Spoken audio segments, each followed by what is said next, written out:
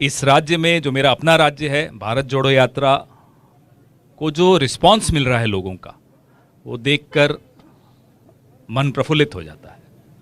आज सुबह भी संख्या में लोग जुड़े, उत्साहित थे, भारत जोड़ने को तत्पर थे और समझ रहे हैं, यहाँ के लोग, मेरे राज्य के लोग समझ रहे हैं कि क्या खतरे मंडरा रहे हैं, कैसे उन खतरों से लड़ना होगा।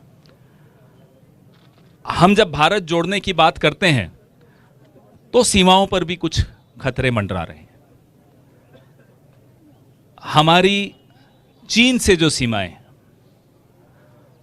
विशेष तौर पे अब जो अरुणाचल प्रदेश में हो रहा है, सरकार खुद भी आंख मूंद कर बैठी है और सरकार चाहती है कि मीडिया और विपक्ष भी आंख मूंद कर बैठ जाएं। कल तमाम विपक्षी दलों ने संसद में वॉकआउट किया क्योंकि विपक्षी दल आंख मूंदना नहीं चाहते, वो आंख खुली रखना चाहते हैं। वो चाहते हैं मीडिया भी अपनी आंख खुली रखे, क्योंकि अगर हम सब ने आंख मूंद ली तो माफ कीजिएगा, बॉर्डर पे बचने लायक कुछ होगा नहीं, कुछ रहेगा नहीं। कल हम सब ने, हमारे तमाम विपक्षी दलों ने इसलिए वॉकआउट किया क्योंकि वो संतुष्ट नहीं थे सरकार के जवाब से। सरकार संसद में चर्चा चीन के मुद्दे पर नहीं करना चाहती। प्रधानमंत्री का मुंह बंद रहता है और जब मुंह खुलता है तो वो क्लीन चिट दे देते हैं चीन को। 20 जून 2020 को जो उन्होंने क्लीन चिट दी, आज तक हिंदुस्तान उस क्लीन चिट का खामियाजा भुगत रहा है। हर बॉर्डर पे चीन के साथ हम उसका खामियाजा भुगत रहे हैं, क्योंकि चीन को समझ में आ गया है कि हिंदुस्तान का प्रधानमंत्री अपनी छवि से ऊंचा और किसी चीज को नहीं मानता। भारत की सीमाओं की सुरक्षा को भी वो अपनी छवि से नीचे मानते हैं, ऊपर नहीं मानते। संसद में आप चर्चा क्यों नहीं करना चाहते चीन के मुद्दे पर? ये कांग्रेस भी जानना चाहती है, समूचा विपक्ष यह जानना चाहता है। राजस्थान में हम बैठे हैं, इसी मुद्दे पर राजस्थान का एक इतिहास जुड़ा हुआ है। 1962 के जंग में, जो हिंदुस्तान और चीन का जंग हो रहा था, एक 36 वर्षीय नौजवान सांसद थे अटल बिहारी वाजपेयी, जिन्होंने बीच जंग के संसद का विशेष सत्र बुलाने की मांग की। चाहते तो नेहरू जी भी कह सकते थे कि आप तो चीन के एजेंट हैं, हम नहीं आपकी बात सुनेंगे। नेहरू जी ने वो मांग स्वीकार की।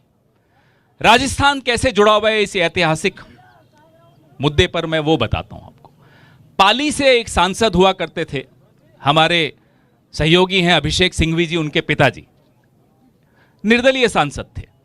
उन्होंने नेहरू जी को सलाह दी, अटल जी को भी सलाह दी कि ये जो सत्र होगा ये कॉन्फिडेंशियल होना चाहिए, सीक्रेट होना चाहिए, इसकी जो चर्चा होगी इसको छपना नहीं चाहिए अखबारों में, मीडिया में बिल्कुल नहीं आना चाहिए। नेहरू जी ने उसको इनकार कर दिया कि ये राष्ट्रीय महत्व का मुद्दा है, लोगों का हक है जानना कि सांसद इस पे क्या बोलते हैं, क्या राय रखते हैं, सरकार की क्या राय है। नेहरू जी ने जिद की कि संसद में चर्चा होगी और वो चर्चा कोई कॉन्फिडेंशियल चर्चा नहीं होगी, सबको मालूम होना चाहिए क्या हुआ। 165 सांसदों ने उस चर्चा में हिस्सा लिया, अपनी अपने विचार रखे। कांग्रेस के सांसद महावीर त्यागी हुआ करते थे, खुलकर उन्होंने सरकार से सवाल पूछे, अपनी ही सरकार से सवाल पूछे और उन्हें किसी ने रोका नहीं। ये कांग्रेस की परंपरा ना तब थी ना आज है। मोदी जी को इतिहास के उस पन्ने से सीखना चाहिए कि जब राष्ट्रीय महत्व के मुद्दे होते हैं, जब सीमाओं की सुरक्षा का सवाल होता है, तो देश जानना चाहता है कि हमारी सीमाओं पर क्या हो रहा है। मजबूत सेना है हमारी, वीर सेना है हमारी, शौर्यवान सेना है हमारी, इसमें किसी को कोई शक नहीं होना चाहिए। लेकिन अगर राजनीतिक इच्छा शक्ति नहीं हो, कमजोर हो, तो सैनिक खदेड़ना चाह रहा है चीन के सिपाहियों को, लेकिन क्लीन चिट दे रहा है प्रधानमंत्री। बताइए कैसे सीमाएं सुरक्षित रह सकती हैं? तो ये चिंता जो हमारी है, ये चिंता हम आपसे साझा कर रहे हैं। हम चाहते थे संसद में भी साझा करें, लेकिन नहीं करने दी गई। ये चिंता इस देश की चिंता है, प्रत्येक नागरिक की चिंता है। और जिस राज्य से हम आते हैं, जिस राज्य में हम बैठे हैं, यहां से कई जवान सेना में जाते हैं, सीमाओं को सुरक्षित रखने के लिए विषम परिस्थितियों में काम करते हैं, संघर्ष करते हैं। तो ये कर्जा हम सबके सर पर है, यहां के जवानों का कर्जा है हमारे सर पर। उस कर्जे को उतारना इस सरकार की जवाब दें के साथ आपकी नीति क्या है, क्यों आप क्लीन चिट दे रहे हो, आप किस दबाव में हो। 18 बार प्रधानमंत्री चीन के राष्ट्रपति से मिलते हैं, क्यों मिलते हैं?